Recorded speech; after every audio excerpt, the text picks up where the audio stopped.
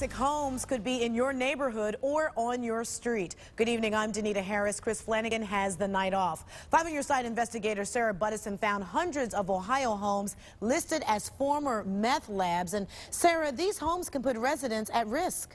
That's right, Danita. Addicts often make meth in their homes using dangerous chemicals that can seep into the carpet, the curtains, even the walls.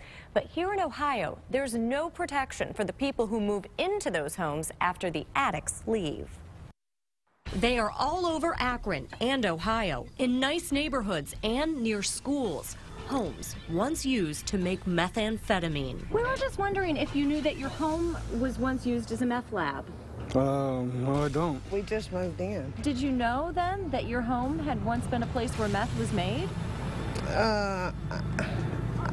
I don't know. I mean, I've heard stuff about it. And residents like Antoine Gibson had no idea until we knocked on their doors. I mean, it doesn't matter. It's like if I knew someone was dead here, would it matter? No, because it's a nice home and I like living here. So why don't Ohio residents know their homes are among the 918 locations listed as meth labs?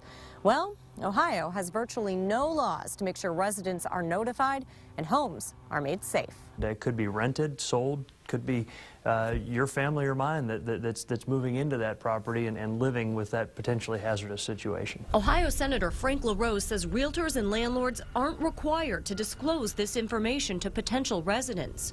And no one is required to clean up the dangerous chemicals left inside. The fact is that this process is a dirty process. It's a nasty process that leaves chemicals behind that you and I don't want to be exposed to. The short-term effects can be deadly. 17-month-old Patrick Lurch died after he was exposed to meth last March. His mother's boyfriend had been cooking the drug in their Akron home. We don't know what the health effects long-term are on people. But Summit County Health Director Terry Tuttle does know if meth is not cleaned up, it can remain in a home. So Terry tries to make sure meth homes are made safe.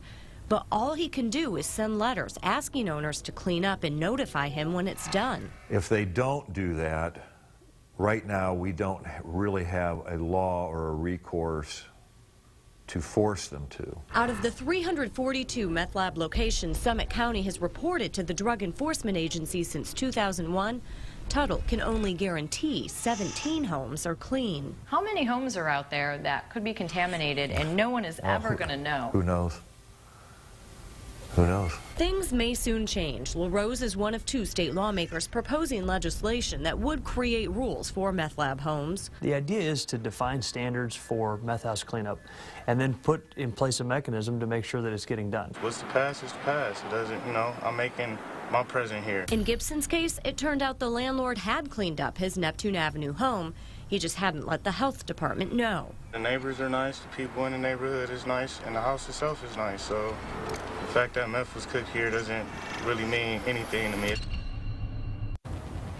To learn more about meth, go to newsnet5.com and click on the investigation link. We've included information to help you identify a home where meth was made and the list of Ohio locations where police found meth or meth-making materials. Sarah, were you surprised the gentleman said it didn't matter to him? The house was nice, and so I was shocked when people weren't that upset about it. I don't think they really realize how dangerous it can be, and that if a home isn't properly cleaned up, that meth can remain inside the walls, inside the carpet, inside any porous surface in their home. All right, Sarah, thank you so much for that story.